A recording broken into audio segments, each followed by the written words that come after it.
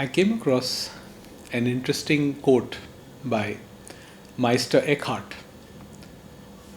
which reminds me of something that Nisargadatta Maharaj said. So I'm going to read out the quote. So Meister Eckhart says, spirituality is not to be learned by flight from the world or by running away from things or by turning solitary and going apart from the world. Rather, we must learn an inner solitude wherever or with whomsoever we may be. We must learn to penetrate things and find God there.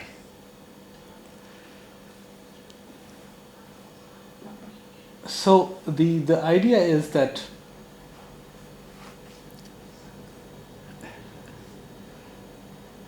some of us contemplate escapism on the spiritual path because there is an inner turmoil. And why there is an inner turmoil? Because we have a company. We have a lot of company of thoughts that we have labeled as bad thoughts, evil thoughts. And we have completely identified with that chain, with that collection of thought or thinking. So we are trying to find an escape. So we say, okay, let's go to the ashrams, let's go to the mountains, let's sit in the caves and do meditation. But then, wherever you go, you take your mind with you. So, external solitude does not matter. It is the internal solitude that is more important. And what internal solitude means is what Nisargadatta Maharaj said, that you have to find God in the objectivity. That means God is not something apart from the world. God is the world and world is in the God. So when you see everything, in that thing is the isness or the amness that is God. In fact, it is all being animated by one consciousness, which is what we call God.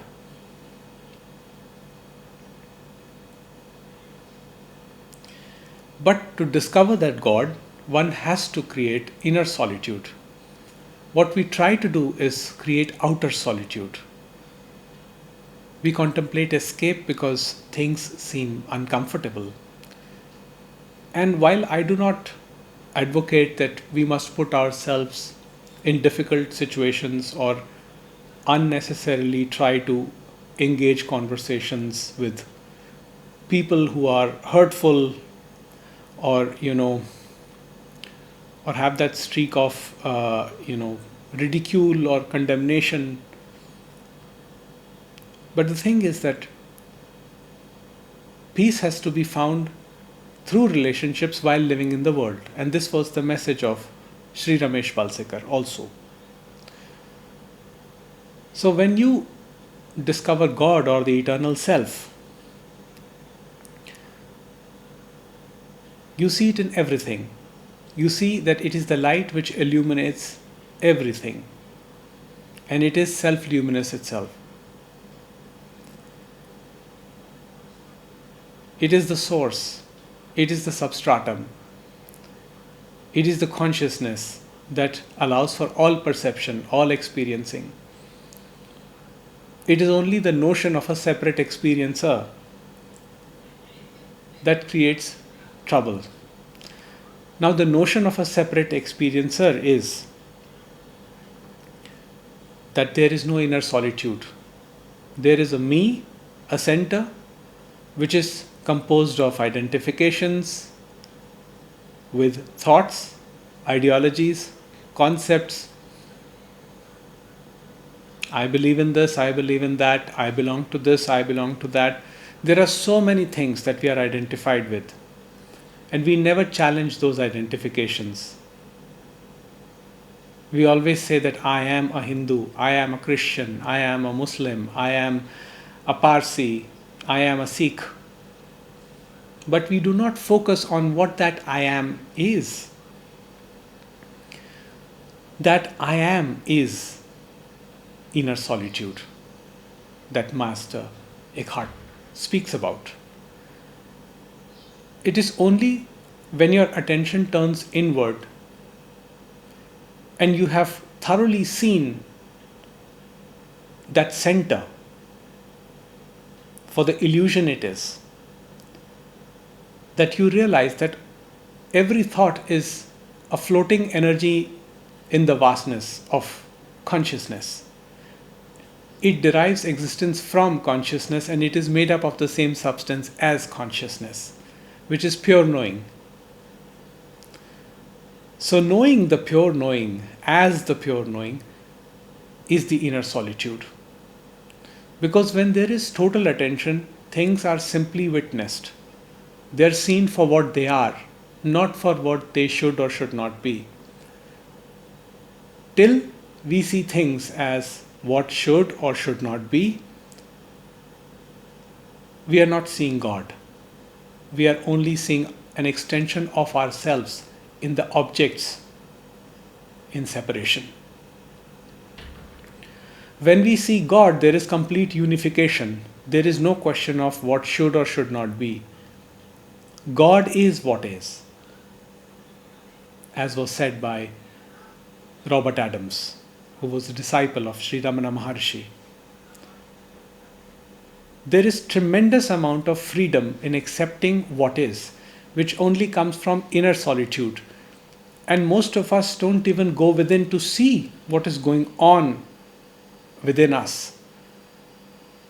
We are so fixated on changing the outer.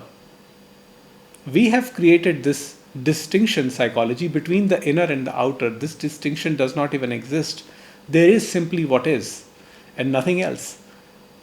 But the mind, the split mind, me versus the other, creates this dualistic split between what is and what should and should not be.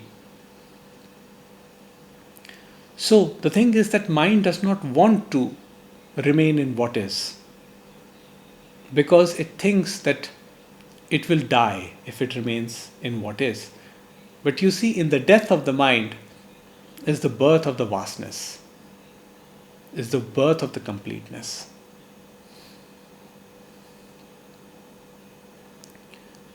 But the mind is afraid to die, so it wants to cling on to the ideas. It does not want to give up.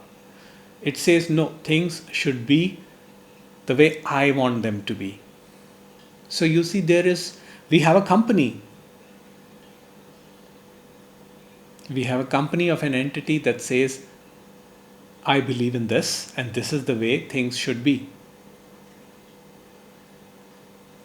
It is okay to have preferences, likes and dislikes in daily living, and I feel that is required. Nobody can say that I have no identifications. Because without identifications, life as we know will not be possible. We all have preferences, we all have identifications. The only thing is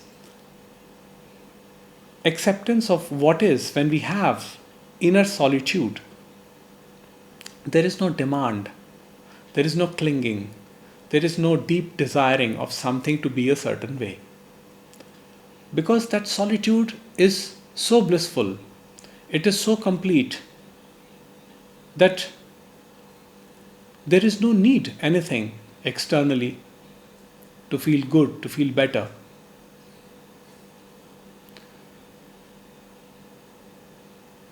And how important this is in our relationships.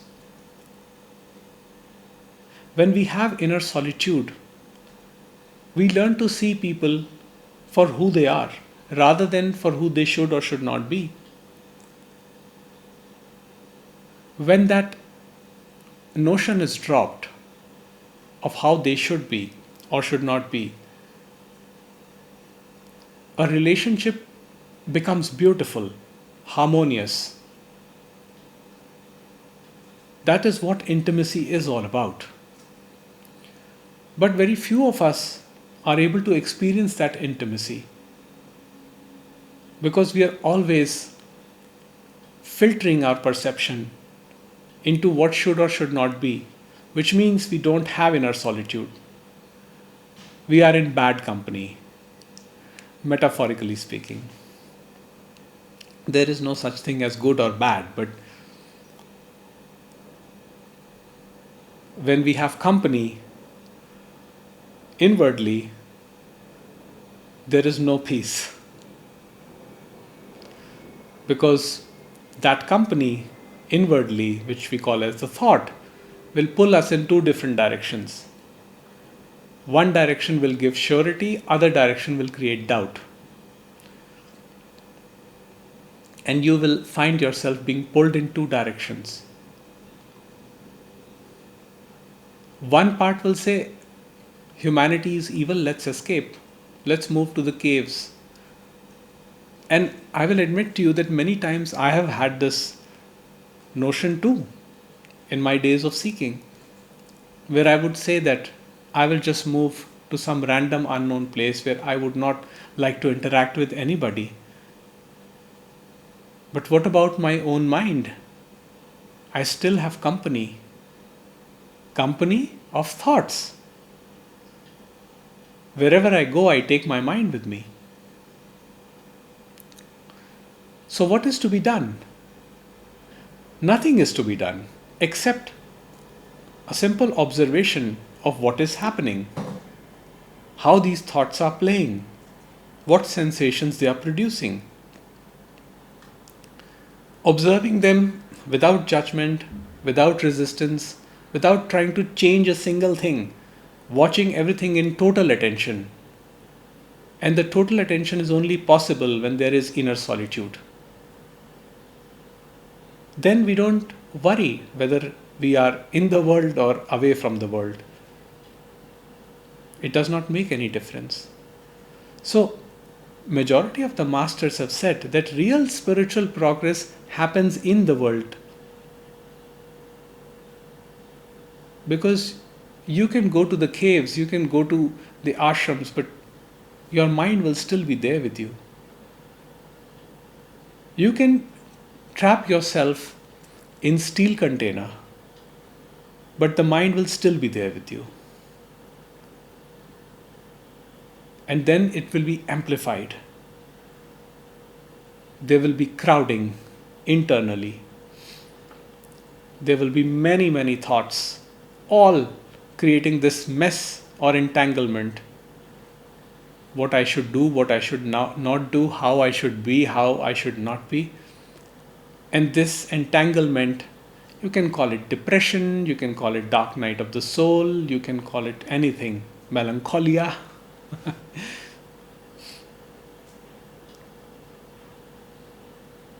It is complete selfishness, indulging in selfish activities, self, that is the me center, which thinks it is in charge of everything.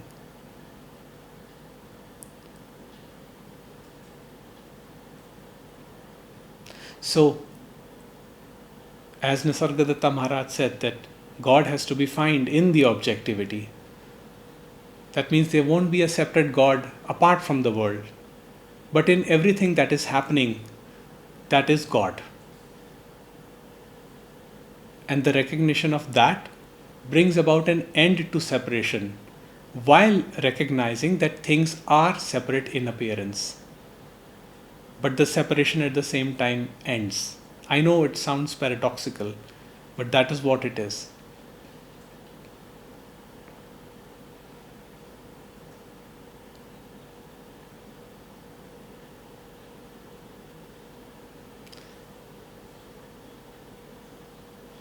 So I hope this message brings you a deep insight about how to cultivate inner solitude without needing to escape from anything in the external world. And again, Ramana Maharishi's great words, your job is to be, not to be this or that. Till you are this or that, there will be no inner solitude. Only in being you attain that you already are.